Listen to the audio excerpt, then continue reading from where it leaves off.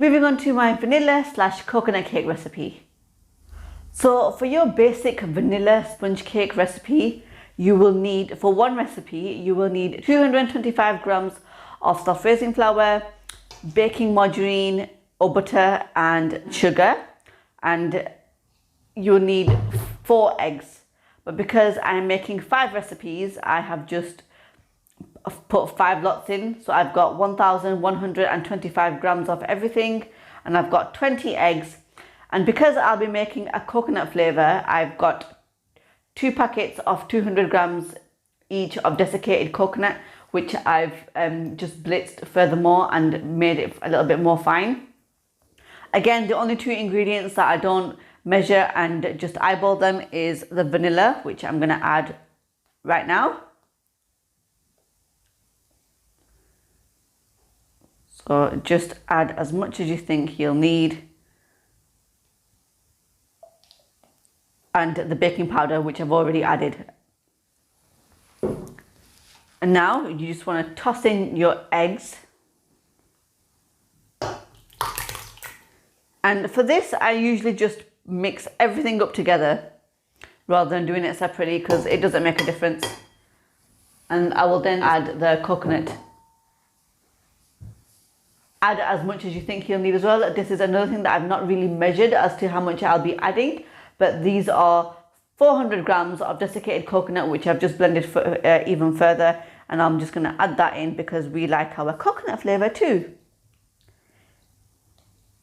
I'm just going to first add half and see how that is, and then I will add the remaining half later if I need to. And then I'm going to take it over to my mixer and start mixing these together. And we're first going to mix it on the lower setting. So everything is combined fully.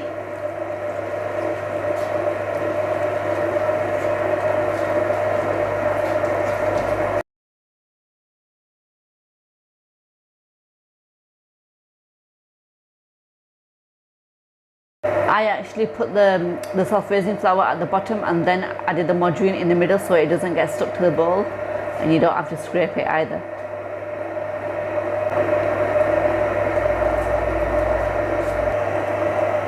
And then once everything's combined, you can turn it onto the second setting.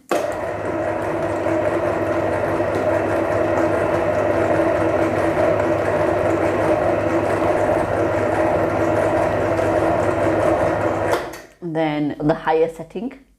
Look at that speed.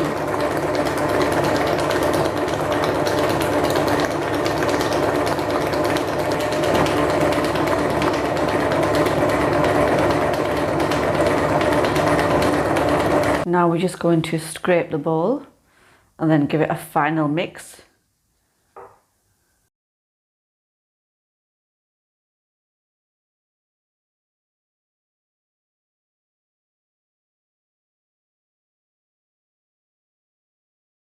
And can you see how that is really smooth?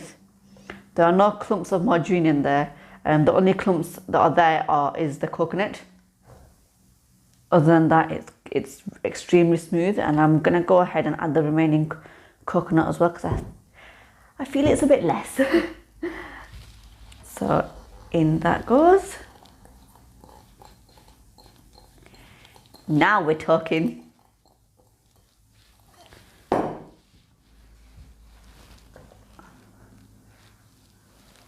And I'm just going to give that a quick mix before popping it back in the mixer.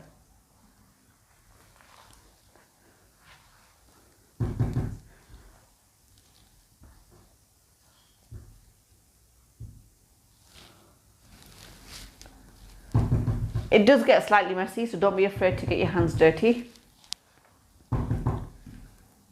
Oops. And another tip is if you want your cake to be a little bit white, all you do is add some milk in there. Again, just eyeball it and wing it, don't measure it. because I never do, and then that'll just give it a mix, and your batter will be a little bit whiter rather than it being yellow. So this is going to now go into the mixer for a final mix, and then we're going to divide it in between two 10-inch cake tins and two 8-inch cake tins.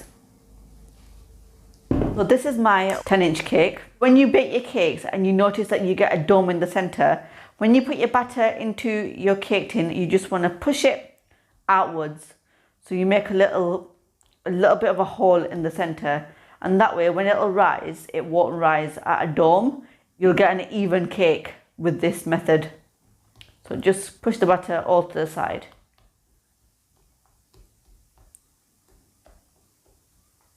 Just like that. And now it's ready for the oven. Don't forget to preheat your oven to 160 degrees. This is now going to go in at 160, and then I'll show you the end result. So guys, this has just come out of my oven, and boy does it smell good. I've already checked it once and it's completely cooked, but I will do it on camera as well just to show you. And that's what I did before.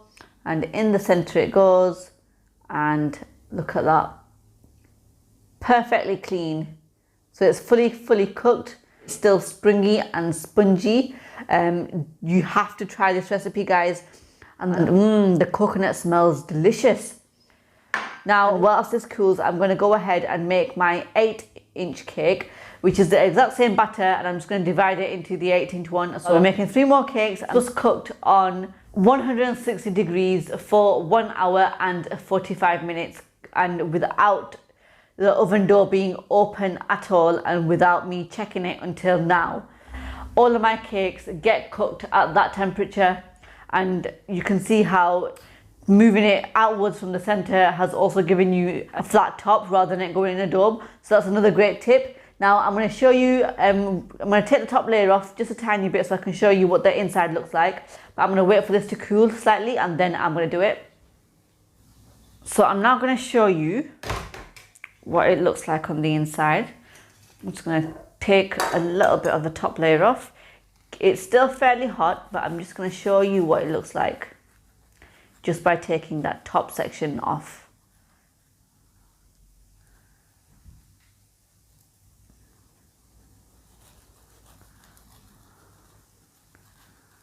And then I will then give you a close-up.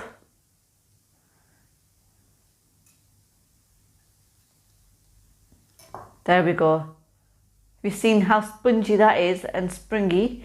It's extremely fluffy and so moist. Now I'll just give you a close-up of that. There we go, just look at that. Look how fluffy that is.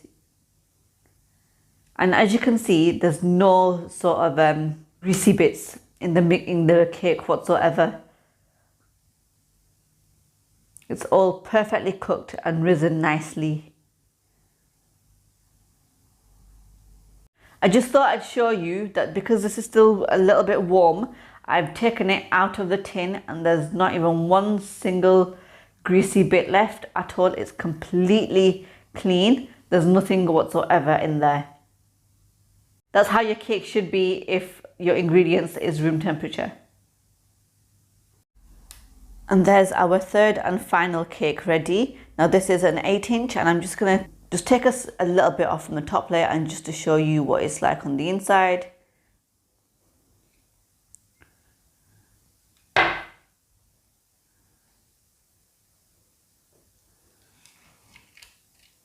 Again, nice and spongy.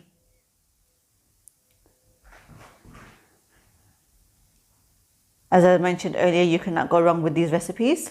Now, I can't stress enough how important it is to have your ingredients to room temperature. And by that I mean your margarine or your butter that you're using and your eggs. So if you take your cakes out of the oven and your ingredients are not room temperature, you'll notice little bits of greasiness in your cakes, and that means your wet ingredients were not to room temperature. And that's how you would make a vanilla sponge / coconut cake. By all means, you can add other flavourings as well, but this is just a basic sponge cake recipe, and I guarantee you will not be disappointed. They can be divided into a couple of cake tins and they'll be made perfect.